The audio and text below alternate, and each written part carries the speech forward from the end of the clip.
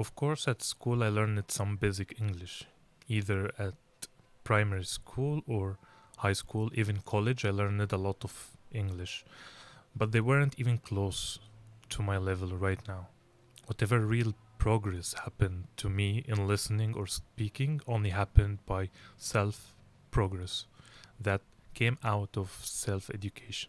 So cheer up, it's not as hard as you think. Let's start from the very beginning. At school, reading and writing the alphabets, that's always the beginning. Learning how to say my name is how are you? It's 6 o'clock. I'm happy. I'm sad. I'm hungry, etc. So when it comes to writing, you have to practice it with a pen and paper or a keyboard of course, for sure. To get the spellings right, you have to read the right spelling, then imitate it, copy it. The visual memory helps you memorize the word by looking at it. By reading, that's the first step. Read. And it's the first word in the Quran. Iqra.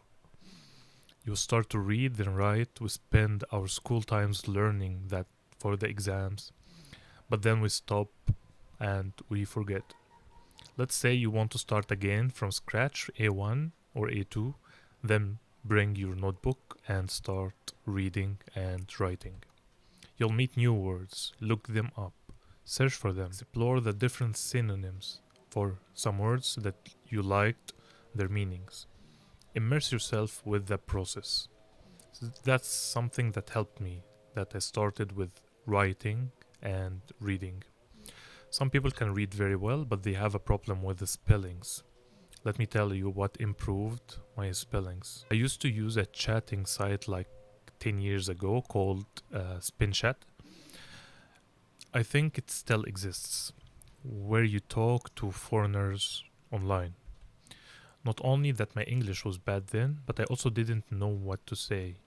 When someone asks me how's it going, I ask Google the meaning of it, then I ask Google what are the answer for that question. I did that purely to be able to communicate with others. I didn't want to improve my English or to study for an exam. I just wanted the capability to talk with others. So the activity itself helped me progress much with time, not the hack for improving fast. So the idea is to get busy with something and forget that it improves you. Then at college I fell in love with watching movies. It was really hard for me to understand what they say.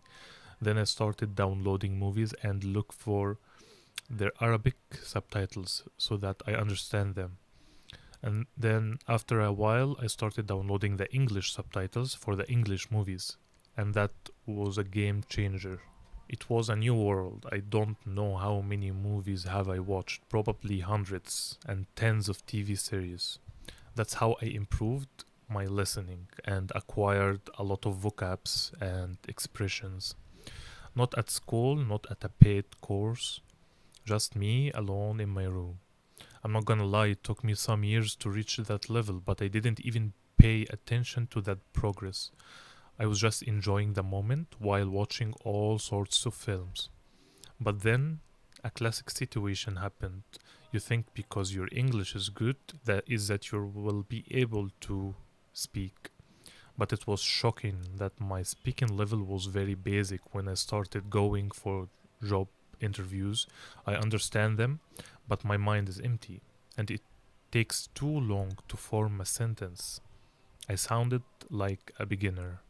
Then I decided 2 years ago to start improving my English. I joined Free for Talk. There were reading rooms there. Someone shares a book and we all start to read. I started to read with them with my pure Egyptian accent, of course. And I had no confidence at all. My reading was slow and unclear. But after a few months, I got better at reading and I noticed my rhythm is getting better. But the accent is still the same. So I started looking for some advices until I learned about the shadowing technique, the imitation technique, where you repeat after a native or a video or a movie scene the same way with the same tone and the same vibes. things started to improve. But then comes the true challenge. I should start talking to people, to express myself, and to speak my mind freely without barriers. This was a big obstacle because it's related to confidence, and to keep doing that on daily basis until you are able to stop translating in your mind before speaking.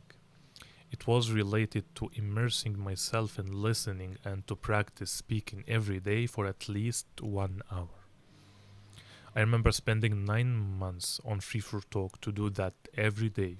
At first, I joined rooms to just listen. Then I started to practice. Then I started to participate in the talks progressively. Things started to improve after the first 3 months. Then I started to open my own rooms. I remember I used to set the level of my rooms to B1 level, the intermediate level. Then after 6 months, the level of the room was advanced, C1. Not upper advanced though, C2. So I still have the ambition to reach the C2 level with more practice and more learning. In 1898, the British Egyptologist James Keble and Frederick Green uncovered a sculpted slab of grey-wacke, a greenish-grey slate-like stone, in the ruins of an early temple at the Upper Egyptian site of the Hieronymus.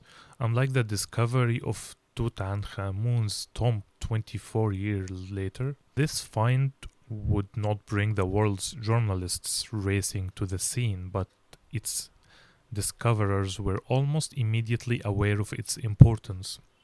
Like the Rosetta Stone, this carved slab, the Narmer Palette, would have powerful repercussions for the study of ancient Egypt, spreading far beyond its immediate significance at Hieronymus. For the next century, for the next century or so, it would be variously interpreted by Egyptologists attempting to solve numerous different problems, from the political origins of the Egyptian state to the nature of Egyptian art and writing. No single object can necessarily typify an entire culture. But the Narmer Palette is one of a few surviving artifacts from the Nile Valley that are so iconic and so rich in information that they can act as microcosms of certain aspects of ancient Egyptian culture as a whole. Front view of the Narmer Palette, Cairo Egyptian Museum. Back view of the Narmer Palette. The Narmer Palette. The Narmer Palette is a shield-shaped slab of grey wacke, 63 centimeters high, with carved low-relief decoration on both faces, and it is usually dated to the final century of the 4th millennium BC. On the front, there is a depiction of intertwined, long-necked lions held on leashes by two bearded men. Symmetrical pairs of tamed beasts such as these seem to be adapted from early Mesopotamian,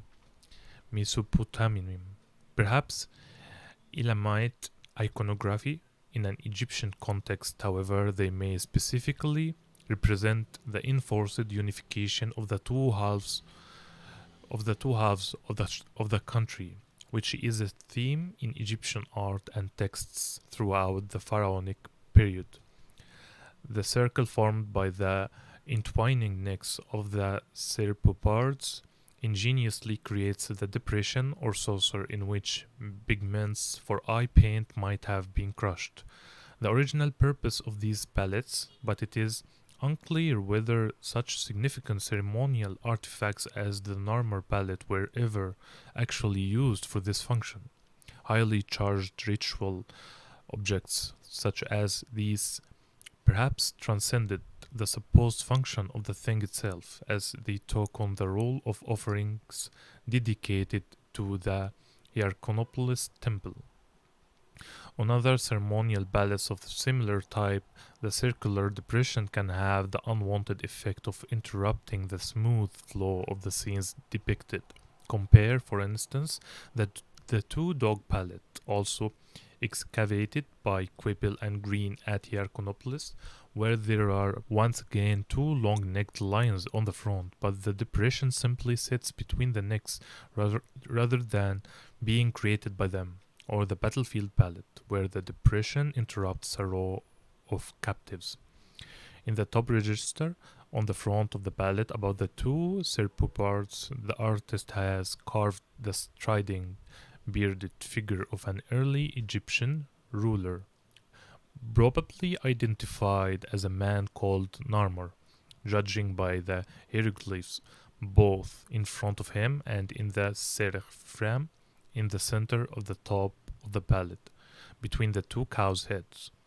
He is shown wearing the so-called red crown, which is first attested on a potsherd dating to the Nakada first period, 3800 to 3600 BC, and eventually became connected with the control of Lower Egypt. But whether it had yet developed this association in Nakada first, or even in the reign of Narmer, is uncertain. He is also carrying a mace and flail and wearing a tunic tied over his left shoulder with a bull's tail hanging from the waist. Here is your task, the shadowing practice. I didn't expect things to turn out this way, but I'm glad they did. I didn't expect things to turn out this way, but I'm glad they did.